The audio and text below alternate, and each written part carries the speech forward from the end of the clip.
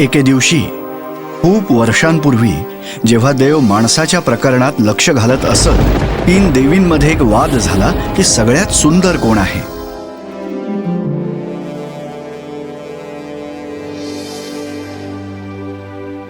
अमर्त्य देवांची राणी असल्यामुळेच मी सगळ्यात सुंदर आहे.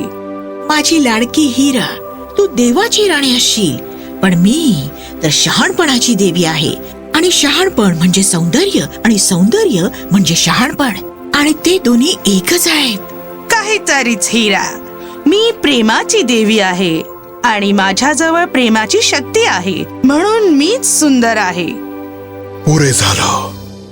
माझ्याजवळ एक उपाय आहे तुमच्या समस्येवर. झूसने सुचवलं की एक स्पर्धा आयोजित करावी, कोण सगळ्यात सुंदर आहे हे पाहण्यासाठी.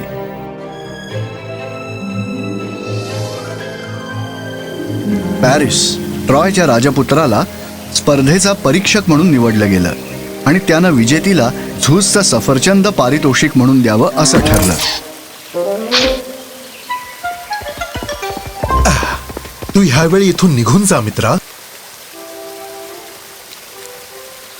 थांब, ते सफरचंद खाऊ नकोस, कारण ते देवाकडून आलंय. देवांकडून? खरं तर झुईस कडून. झूस माझ्यासाठी सफरचंद का पाठवतील? हे पारितोषिक आहे जे तू आमच्यापैकी एकीला देशील, तुला जी सगळ्यात सुंदर वाटेल तिला. हा तर माझा सन्मानच आहे पॅरिस. आता मी तुमचा बराच वेळ वाचू शकते. मला हे पारितोषिक दे आणि मग देवांची राणी म्हणून मी तुला शक्ती प्रदान करेन. एक राजपुत्र म्हणून तुझ्याकडे आधीच बरीच शक्ती आहे. मला हे सफरचंद दे, मग मी तुला प्रचंड शहाणपण देईन. प्रिय पॅरिस, तू तुझ्या वयाच्या मनाने खूप शहाणा आहेस. मला सफरचंद देऊन तू हे सिद्ध कर, मग मी तुला जगातल्या सगळ्यात सुंदर मुलीचं प्रेम देऊ करेन. हो, तुला माहित आहे मी कोणाबद्दल बोलतेय ते? स्पार्टाची हेलेन? पण तिचं लग्न तर आधीच झालंय राजा मेनेलॉसशी. एक साधीशी गैरसोय आहे. माझं आई आणि ती झुईसची मुलगी आहे. आमच्यासारखी अमर. झुईसला हे अजिबात रुचणार नाही. मी झुईसची काळजी घेईन. किती सुंदर आहे ना ती, आणि ती तुझी होऊ शकते संपूर्णपणे एका सफरचंदाच्या मोबदल्यात. कदाचित ही चांगली गोष्ट नाहीये. जर माझ्याबद्दलची भविष्यवाणी खरी असेल तर मला तिची काळजी वाटायला हवी. भविष्यवाणी? ते तुझ्या आईच्या स्वप्नापेक्षा जास्त काहीच नव्हतं. ट्रॉय तुझ्या किंवा आणखीन कोणाच्याही हातून जळणार नाही. मला माझ्या आई वडिलांनी त्यागलं आणि एक मेंढपाळ म्हणून सोडून दिलं, ते निवळ ह्या स्वप्नापायीच. तुम्हाला याची इतकी खात्री का वाटते? कारण त्यानंतर तुला पुन्हा तुझा राजपुत्राचा दर्जा बहाल करण्यात आला आणि तो ट्रॉयचा महान समर्थक झालाय. आता मी तुला हेलेनच्या हृदयाचा समर्थक होण्याची संधी देते. काय म्हणतोस तू? तर जे होणार आहे ते असं.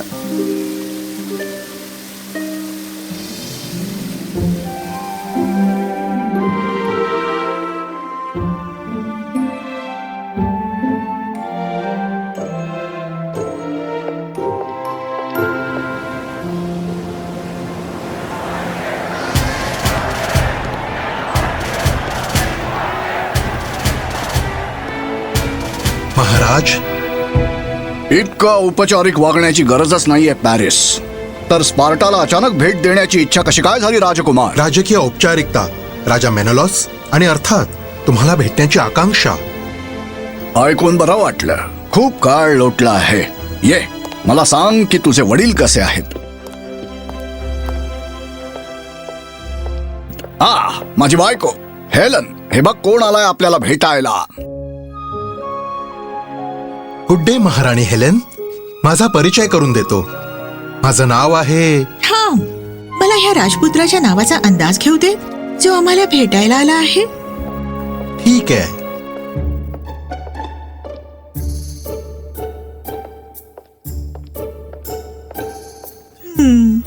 अडचण होते का महाराणी? नाही महाशय, काही वाद चाललेत मनात. कसले वाद? मी किती विश्वसनीय असं तुला वाटतंय? त्याच्या नावाबद्दल? सगळ्या गोष्टींचा विचार करून महाराज, मी ट्रॉयच्या राजपुत्राबद्दल खूपशा आख्यायिका ऐकल्यात, जो त्याच्या देखणेपणासाठी आणि वेशभूषेच्या शैलीसाठी प्रसिद्ध आहे. तू पॅरिस आहेस का, ट्रॉयचा राजपुत्र आणि समर्थक? तू अगदी बरोबर आहेस हेलन. हाच आहे ट्रॉयचा पॅरिस. हा माझ्यासाठी सन्मान आहे, खरंच सांगतो. म्हणजे मी जे काही ऐकले त्यात काहीतरी तथ्य होतं म्हणायचं. छान. तर आपण राजपुत्र पॅरिसच्या आगमनाप्रित्यर्थ मेजवानीचा बेत करूया. आमच्या सोबत जेवणं हा ट्रॉय साठी सन्मानच असेल.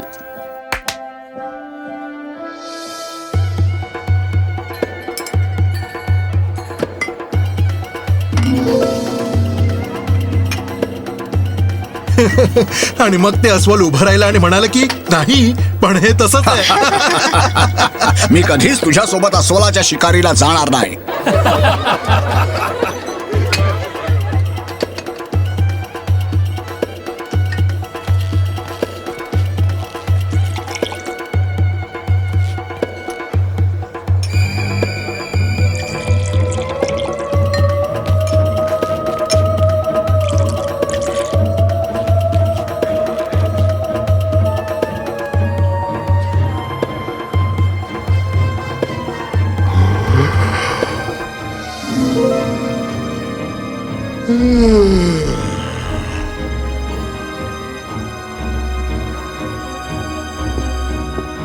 तू खूप असाधारण गोष्टी सांगणारा आहेस राजकुमार पॅरिस. खूप खूप आभार महाराणी. स्पार्टासाठी आणि ट्रॉयसाठी यांचं मिलन सदैव असंच राहू. राणीसोबत नाचणंही करणार? मला आनंदच होईल.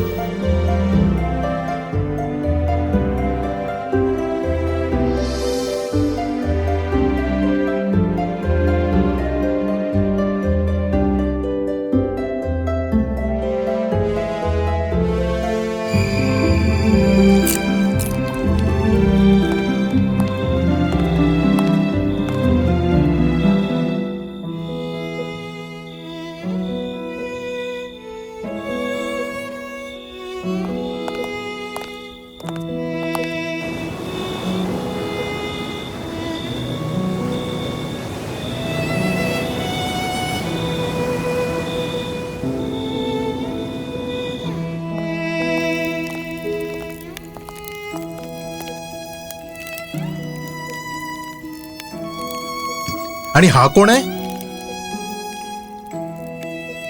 मला काहीच कल्पना नाही. मला वाटतं की मला हे समजलंय. मला वाटतं की मला समजलंय. जोपर्यंत काय? काही नाही, जाऊ देत. ह्याच्याबद्दल काय म्हणशील? जोपर्यंत काय? जोपर्यंत तू इथेच कायम न राहण्याचा विचार करतेस. मी इथं कायम का राहू नये पॅरिस? माझ्यासोबत ये हेलन, ट्रॉयला. का म्हणून तुझ्यासोबत यावं?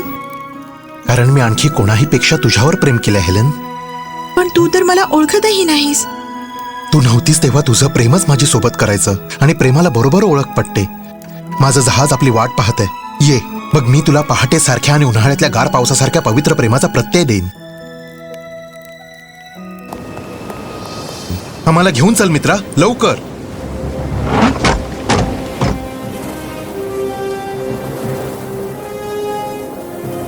काय झालं? स्पार्टामध्ये मी तुझ्याशी तितकीशी प्रामाणिक नव्हते. तुला माहित नाही, पण मी दूर राहून मी तुझ्यावरच प्रेम केलंय. मी तुला ओळखत नव्हते, पण तू मला नेहमी जाणवायचास माझ्याच अवतीभवती. आपण एकमेकांसाठीच बनलो आहोत राणी. मेलेनॉस मला शोधल्याशिवाय राहणार नाही. आणि जेव्हा त्याला कळेल मी कुठे आहे, मग त्याला देवांशी सामना करावा लागेल, कारण त्यांनीच आपल्या दोघांना एकत्र आणलंय. मी त्याला ओळखते तितका तू ओळखत नाहीस. काय काय झालं? या रात्रीच्या मिट्ट काळोखात सुद्धा तुझं सौंदर्य माझ्या अंतरात एका दिव्याप्रमाणे तेवतंय. मला ट्रॉय बद्दल सांग. महाराणी, तुम्ही जागे आहात का? महाराणी,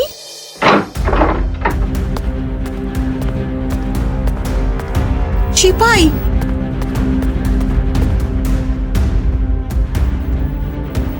हेलन, सगळीकडे शोधा, एकही जागा सोडू नका. महाराज, या 2 दासी म्हणतायत त्यांना माहित आहे राणी कुठे आहे ते. त्यांना इथे घेऊन ये.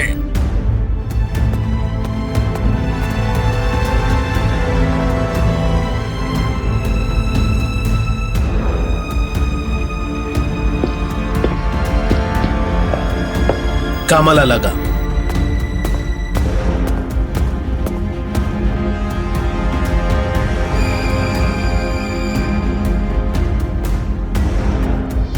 युद्ध सल्लागारांची सभा बोलवा. होय महाराज. पॅरिस,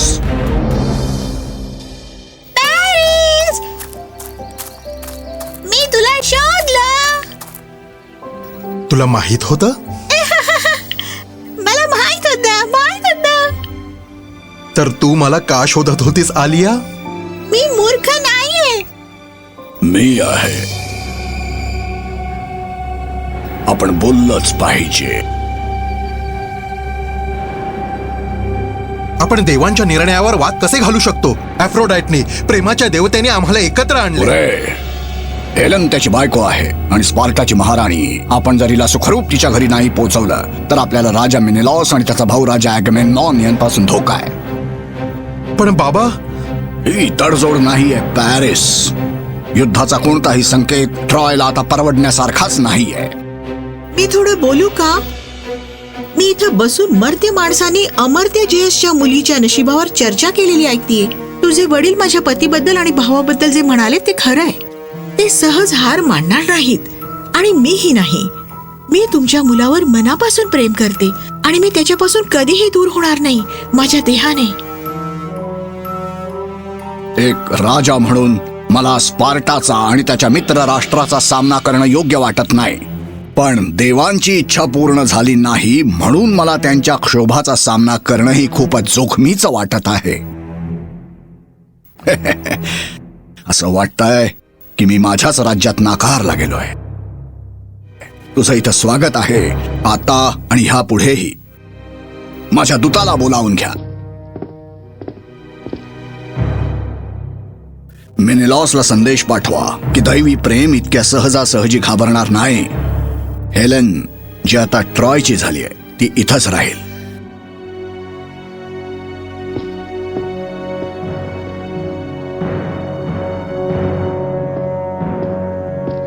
याच्यावरच्या तुझ्या निर्णयावर मी विश्वास ठेवतो ॲफ्रोडाइट. तुझ्या दखल देण्यामुळे होणारं आणखी एक युद्ध मला परवडणार नाही. सोड ना झ्यूस. तुझ्या मुलीला तिचं खरं प्रेम मिळालंय. हा दिवस साजरा करण्यासारखा आहे. उगाच युद्धाबद्दल कशाला बोलतोस? चुकीच्या मार्गाने मिळवलेलं प्रेम चुकीचं फळ दिल्याशिवाय राहणार नाही. जर ते फळ देणारच आहे तर ते तोडूया आणि आनंदाने खाऊया.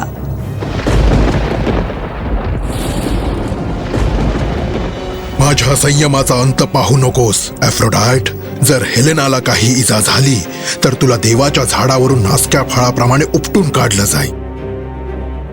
हो ठीक, आशा करूया असं काहीच होणार नाही.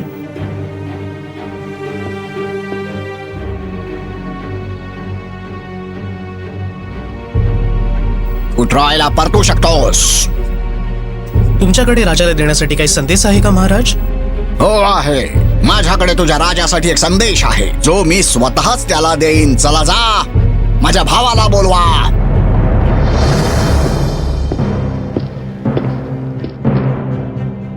स्पार्टावासियांनो, आज आपण आपल्याकडून चोरीला गेलेली वस्तू परत मिळवणार आहोत. जेव्हा आपण आपल्या ध्येयापर्यंत पोहोचू आपण तुटून पडणार आहोत त्यांच्यावर. दयामाया न दाखवता, दयामायेच्या पेक्षाही न करता अकेलेच आणि फिलॉक्टिटीज हल्ल्याचे आदेश द्या. चला आता जा. स्वतःसाठी लढा, एकमेकांसाठी लढा, आपल्या राजासाठी लढा आणि स्पार्टासाठी लढा. जा. ट्रॉय साठी.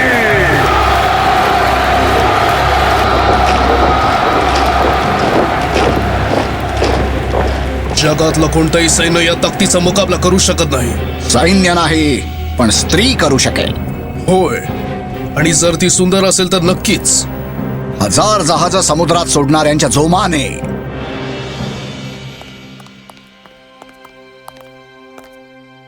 तू कोणी का असेना, त्याचं शरीर तुझ्यासारखंच आहे. तुला असं वाटतंय? खरं तर नाही. जाऊ देत. मला वाटलंच.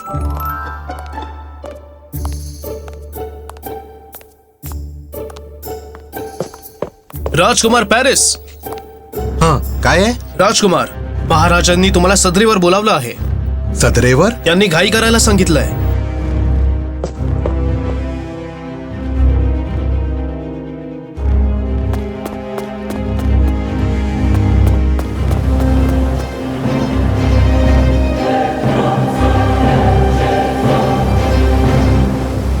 युद्धनौका? स्पार्टन आणि मायसिनियन युद्धनौका. 1001 तरी नक्कीच असतील. ते म्हणतायत की आपण हेलनला सोडून द्यावं, नाहीतर त्यांचं सैन्य आपल्यावरती तुटून पडेल. ते आपल्याशी युद्ध करणार आहे का? एका स्त्रीसाठी मी म्हणाले होते ते थांबणार नाही. तुला इथे आलं नाही पाहिजे. मला नाही तसं वाटत माझ्या प्रिया. मला नेमकं इथंच असलं पाहिजे. लवकर आटपा. मेनेलॉस आणि त्याचं सैन्य 1 तासात इथं पोहोचेल. मला हे नको होतं तुझ्यासाठी, आपल्यासाठी, ट्रॉयसाठी. मला सुद्धा माझ्या प्रिया, पण हीच तर प्रेमाची किंमत आहे. मी हीच किंमत 10 पटीने भरेन तुझ्या मिठीतल्या एका क्षणासाठी. पॅरिस, मी स्वर्गातले चांदणेही बदलू शकेन जर तू असाच माझ्या बरोबर राहिलास तर. मला एक वचन दे काहीही की तू कोणासोबत. नाही, असं काही बोलू नकोस. तू मला एकदा विचारलं होतंस की मी तुला किती विश्वसनीय हवी आहे. आता मी तुला सांगतो की मी ह्या युद्धातून जिवंत वाचणार नाही, ट्रॉय ही नाही. माझ्या आईने हे भविष्य फार पूर्वीच पाहिलं होतं, पण तू एक प्रदीर्घ आणि सुफल आयुष्य जगशील, युद्ध आणि मृत्यूपासून खूप दूर. मला वचन दे, तू असं कोणीतरी शोधशील जो तुला खुश ठेवेल. शक्य नाही. शक्य आहे, तू असं करशील.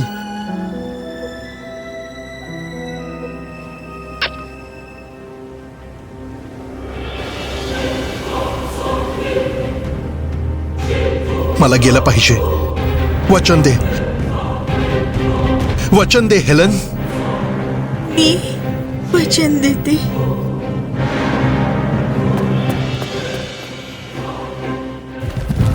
त्या दिवशी जे युद्ध सुरू झालं ते आणखी वाढतच गेलं. इतकं की 1 दशकभर ते युद्ध चालूच राहिलं. भयंकर असं ट्रोजन युद्ध. सरते शेवटी ट्रॉयची मोठी आणि मजबूत भिंतच त्यांना स्पार्टन्सहून वरचढ होण्याची संधी देईल. स्पार्टन्सनी त्यांचे बरेच शूर सैनिक गमावले आणि मेनेलॉसच्या सैन्यानं परतून जाण्याचा चलाख पण योजनाबद्ध बनाव केला. पुढे काय वाढून ठेवलंय ह्याबद्दल ट्रॉय अनभिज्ञ होतं. स्पार्टन्सच्या सैन्यानं 3 दिवसात लाकडाचा एक घोडा तयार केला. त्याला ट्रॉयच्या युद्धाच्या देवीला युद्ध संपुष्टात येण्यासाठी अथेनाच्या देवळात समर्पित केलं आणि परतण्याचा बनाव केला. ट्रोजन्स जे त्यांच्या विजयामुळे हुरळून गेले होते, त्यांनी तो लाकडी घोडा त्यांच्या विजयाची खूण म्हणून आत नेला आणि त्याला देवीची भेट म्हणून अथेनाच्या देवळाबाहेर ठेवलं. पण जेव्हा रात्र झाली, ॲकलेईस आणि त्याची माणसं त्या लाकडी घोड्यातून बाहेर आली आणि त्याने ट्रॉयचे मुख्य दरवाजे उघडले.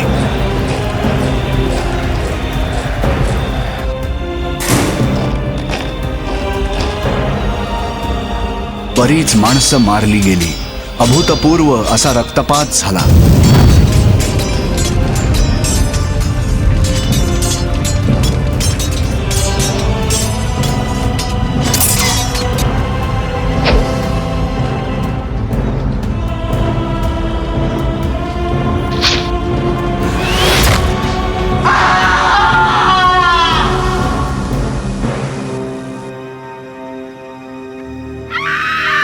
स्वतःच्या अमर प्रेमासाठी, हेलेनसाठी पॅरिसने आपल्या जीवनाचं बलिदान दिलं. एका अमर्त्य स्त्रीसाठी कैक मर्त्य लोक मारले गेले.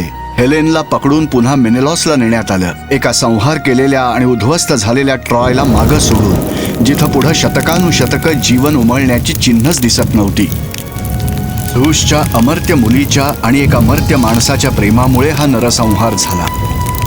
पॅरिसच्या प्रेमातील वेडेपणामुळे हा एवढा विनाश झाला. पण खऱ्या प्रेमाची गोष्ट ही अशीच असते. काही प्रेमकथा ह्या इतक्या वेदनादायी असतात की जी उद्ध्वस्त शहरं, राज्य आणि मन पिळवटून टाकणाऱ्या गोष्टी त्यांच्या मागे सोडतात.